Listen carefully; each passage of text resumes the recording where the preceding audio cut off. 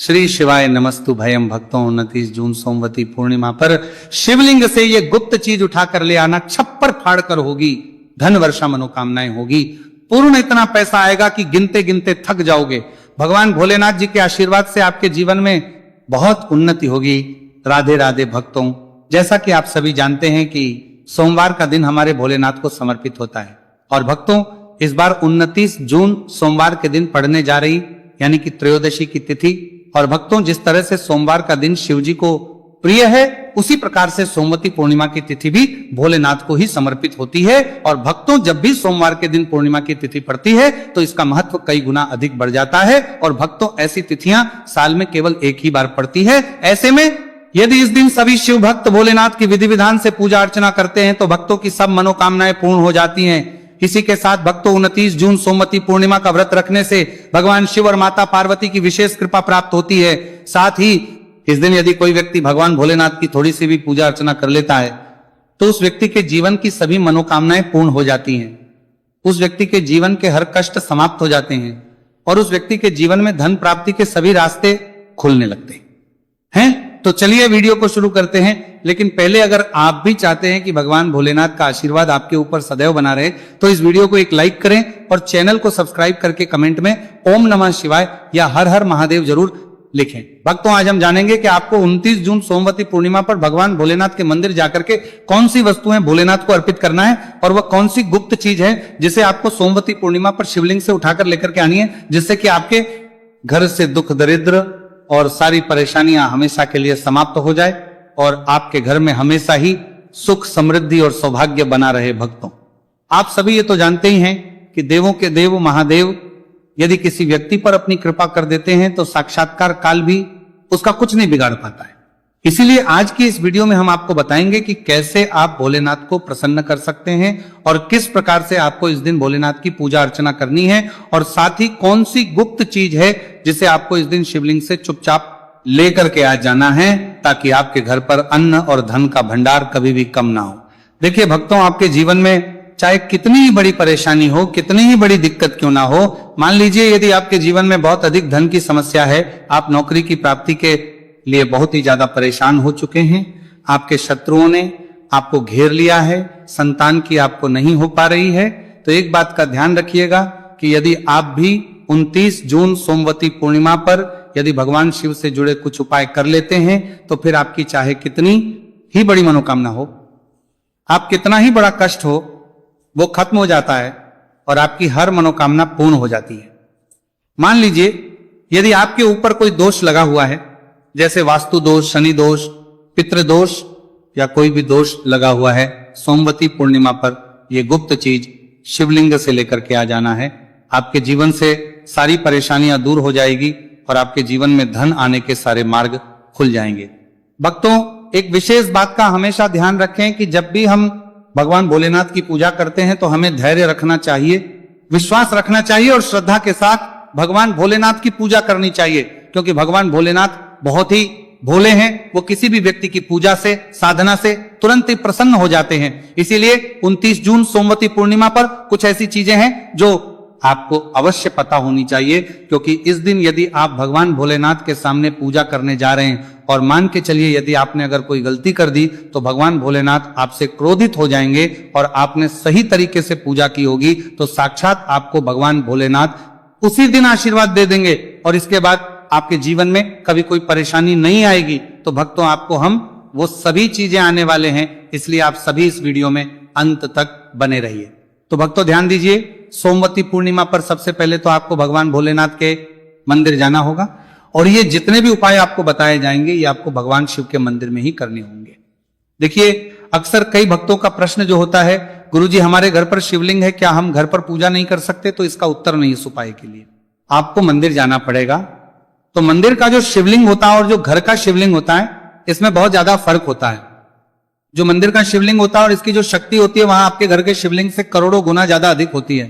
इसमें ऐसी सकारात्मक ऊर्जा होती है जिसके सामने अगर आप थोड़ी सी पूजा करते हैं तो तुरंत ही उसका फल आपको मिलता है और आपके जीवन की हर परेशानी चली जाती है।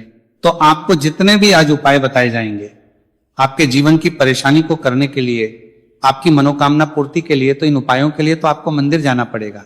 और 29 जून सोमवार पूर्णिमा की तिथि भी पड़ रही है, तो ये दिन ऐसा है, इस दिन अगर आप मंदिर जाकर के भगवान भोलेनाथ की पूजा आराधना कर रहे हैं तो मान के चलिए आपके जीवन में कभी कष्ट आ ही नहीं सकता। पूरे साल आपके घर पर अन्न धन का भंडार भरा रहेगा।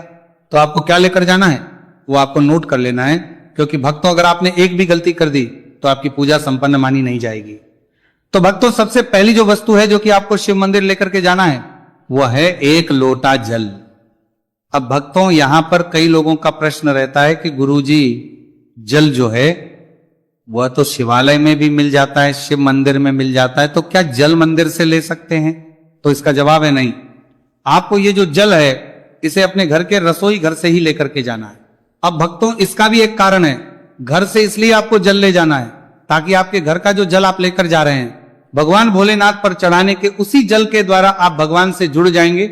उस जल के द्वारा आप भगवान को अपनी सभी परेशानियां बता देंगे और उस जल को जैसे ही भगवान भोलेनाथ पर आप चढ़ाएंगे अपनी समस्याओं को बताते हुए वो समस्या आपकी खत्म हो जाएंगी। इसलिए घर से ही आपको एक लोटा जल लेकर के जाना है। इसी के साथ भक्तों जो जल आप लेकर के जा रहे हैं उसमें आप चाहे तो 1 से 2 बूंद गंगा जल की भी डाल सकते हैं, क्योंकि गंगा जल से युक्त जल समर्पित करने भगवान शिव हमसे बहुत अधिक प्रसन्न होते हैं। अब भक्तों इसी के साथ में आपको एक प्यारी सी और एक सुंदर सी बेलपत्र भी लेकर के जानी है।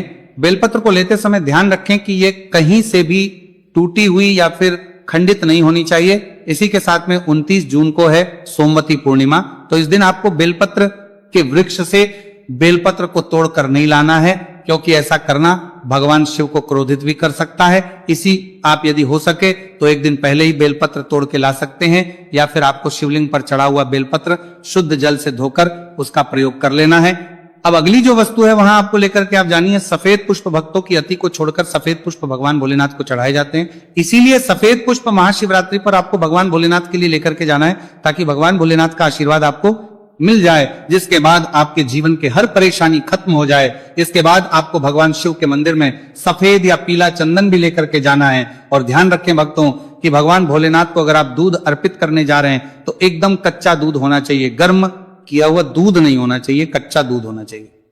अब भक्तों आपको और क्या क्या ले जाना है, देखिए अगर आप चाहते हैं कि आपकी हर मनोकामना पूरी हो तो एक छोटा डिब्बा लीजिए, काली मिर्च भरकर ले जाइए। देखिए बहुत ध्यान से सुनिए, जितनी आपको बातें बताई जा रही है। एक डिब्बे में काली मिर्च भर के लाल कपड़ा लीजिए, उसमें लौंग कपूर रखें और इसको मौली धागे से बांध करके आपको अपनी जेब में रख के ले जाना है। सिर्फ इतनी चीज आपको ले जानी है सोमवती पूर्णिमा के दिन। अब भक्तों आपको पूजा कैसे करनी है इसे भी ध्यान से सुनिए, और जितनी भी चीजें आपको बताई जा रही है इन चीजों को आपको ले जाना है, जेब पर हानि के साथ जाना है और शिवालय वापस लेकर के आना है अपने घर पर, ताकि आपको धन की प्राप्ति हो सके, आपकी कोई भी मनोकामना हो वो पूर्ण हो जाए। तो भक्तों आप सबसे स्नान आदि करके 29 जून सोमवती पूर्णिमा पर जाएंगे शिव जी के मंदिर में। तो सबसे पहले आपको इस बात का ध्यान रखना है, मंदिर जाने से पहले ही काले या नीले कपड़े धारण करके मंदिर ना जाए, वरना भगवान भोलेनाथ का आपको क्रोधित रूप देखना पड़ सकता है। अब सबसे पहले आपको भगवान के शिवलिंग पर एक धारा से जल समर्पित करते जाना है और आपको मन ही मन श्री शिवाय नमस्तु भयम या ओम नमः शिवाय इस मंत्र का जाप करते रहना है। अब भक्तों इसके बाद आपको भगवान शिव के शिवलिंग पर चंदन लगाना है। चंदन लगाने के बाद भगवान भोलेनाथ पर आपको बेलपत्र समर्पित करना है। फिर इसके बाद आपको भगवान भोलेनाथ पर सफेद पुष्प अर्पित कर देना है। सिर्फ आपको करना है दूध, अगर आप चढ़ाना चाहते हैं तो दूध भी आप चढ़ा सकते हैं, इतना बस आपको करना है। इतना करने के बाद आपको वहां पर खड़े होकर 108 बार, बहुत ध्यान से सुनिएगा, 108 बार आपको ओम नमः शिवाय का जाप करना है। या तो आप 108 बार जाप कर लीजिए या 51 बार कर लीजिए।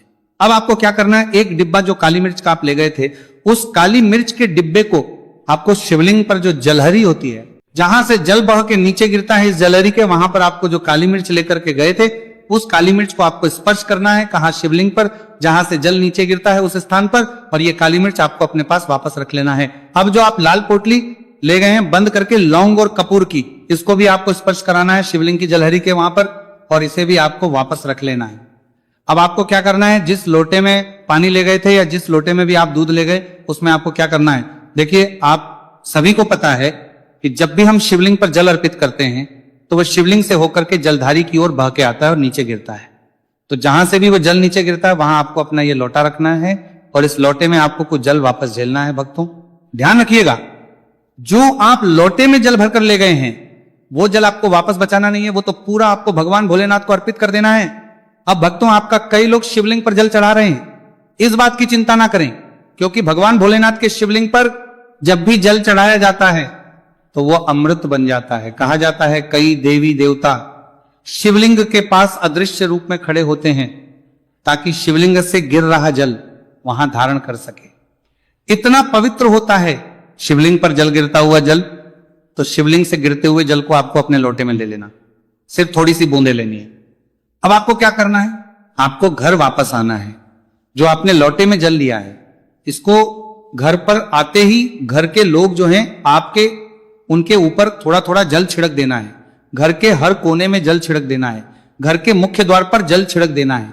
तो सबसे पहला कार्य तो यह करना है। इतना कार्य करने के बाद आपके घर पूरे साल बुरी शक्तियां प्रवेश नहीं करती हैं। यानी कि यदि आपके घर पर कोई काला जादू, काली विद्या करवाने की कोशिश करेगा तो आपके घर पर नहीं कर पाएंगे।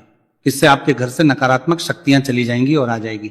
अब तो जो आप काली मिर्च को भगवान भोलेनाथ जी के शिवलिंग से छुआ कर लाए थे, इसको पूजा घर में रखे। ये जो काली मिर्च का डिब्बा है आपके पास, इसे कभी भी आप किसी शुभ कार्य के लिए निकले, जैसे कि मान लीजिए आप बिजनेस मीटिंग के लिए जा रहे हैं, नौकरी की प्राप्ति के लिए जा रहे हैं, काली मिर्च का के मुख्य द्वार से पहले रख के उसको कुचलते हुए निकलिए। ऐसा करने से आपको आपके काम में जो भी बाधा आने वाली होंगी, वो बाधाएं भगवान भोलेनाथ के से अपने आप है हट जाएंगी और आप जिस कार्य के लिए भी जाएंगे उस कार्य में आपको सफलता मिलेगी और आपको भगवान भोलेनाथ का साक्षात आशीर्वाद मिलेगा सोमवती पूर्णिमा के दिन, और आपके जीवन से हर परेशानी चली जाएगी। इसी के साथ सोमवती पूर्णिमा की रात आप अपनी सभी प्रकार की बुरी अनिष्ट शक्तियों से छुटकारा पा सकते हैं। जो लोग भोलेनाथ माता पार्वती की पूजा करना चाहते हैं वो इस दिन अपने घर पर पारद शिवलिंग रख लीजिए। सबसे पहले तो आपको अपने घर पर रखें, शिवलिंग का पूजन करना है, फिर गुड़ से युक्त जल हुआ पंचामृत हुआ, इससे आप इस दिन भोलेनाथ का अभिषेक कीजिए। दूध, दही, घी, शहद, शक्कर पंचामृत बना करके अभिषेक कीजिए। इसके बाद भक्तों फिर भोलेनाथ का श्रृंगार कीजिए। चंदन चढ़ाएं, अक्षर चढ़ाएं, जनेऊ अर्पित कीजिए, थोड़ा सा चंदन का इत्र, क्योंकि चंदन का इत्र विशेष रूप से शिव शंभू को बहुत है, तो आप अर्पित कीजिए। उनके पसंदीदा पुष्प चढ़ाएं, आंकड़े की माला से उनका श्रृंगार कीजिए, साथ ही कनेर के पीले या सफेद पुष्प चढ़ाएं। कमल हुए, गुलाब हुए, बेल हुई, ये फूल उनको बहुत प्रिय है, ये अर्पित करें और 5 बेलपत्र अवश्य चढ़ाए। आप इस दिन चाहे तो या जो आपके पास बेलपत्र है उसी पर आप श्री श्री लिख के या ओम नमः शिवाय या राम राम लिख के अर्पित कीजिए, जो चिकना भाग होता है, और ये सीधा शिवलिंग पर अर्पित हो। इस प्रकार से आपको बेलपत्र चढ़ाने चाहिए। भक्तों, आप विशेषकर इस बात का ध्यान रखें कि कटे फटे बेलपत्र ना हो। जो व्यक्ति अधूरी चीज भगवान को अर्पित करता है तो उसे भी कटे फटे पत्तों की तरह ही कटा फट्टा फल ही प्राप्त होता है। इसीलिए कभी भी अपूर्ण सामग्री अर्पित ना करें। इसीलिए भक्तों कहते हैं कि जब भोलेनाथ ने गले में विष धारण किया था तो आदिशक्ति मां के कहने पर देवता भगवान शिव के सिर पर भांग, धतूरा, बेलपत्र आदि रखा और निरंतर जल अभिषेक किया था, जिसकी वजह से उनके मस्तिष्क का ताप कम हुआ था और उस समय से ही भोलेनाथ को भांग धतूरा चढ़ाया जाता है। और यह बात भोलेनाथ के भक्तों में बहुत कम लोगों को भी पता है कि इसी कारण शिवलिंग पर भांग धतूरा चढ़ाया जाता है। तो अगर आपके घर में शिवलिंग है तो आज के दिन आप चाहे तो शिव जी का त्रिशूल हुआ, डमरू हुआ, यह भी को अर्पित कर सकते हैं। शिव के डमरू की दम दम की ध्वनि मंगल गुरु से संबंधित होती है, क्योंकि चंद्रमा उनके मस्तक पर विराजमान होकर अपनी क्रांति से अनंत आकाश में मंगल गुरु से संबंधित जटाधारी महामृत्युंजय को प्रसन्न करता है और बुध आदि ग्रह इसमें संभव से सहायक होते हैं। तो ये आज के दिन डमरू अर्पित करें। भोले बाबा का डमरू आपका आज के दिन डमरू अर्पित करें। डमरू अर्पित करें, धारण भी कर सकते हैं। अभिमंत्रित करके आप शरीर पर छोटा सा चांदी का डमरू धारण करें, लेकिन उससे पहले चाहते हैं कि भोलेनाथ का आशीर्वाद आप पर बना रहे, तो इस वीडियो को एक लाइक करें और चैनल को सब्सक्राइब कर लें। और आप ये वीडियो कहां से देख रहे हैं कमेंट में जरूर बताएं। श्री शिवाय नमस्तु भयम भक्तों।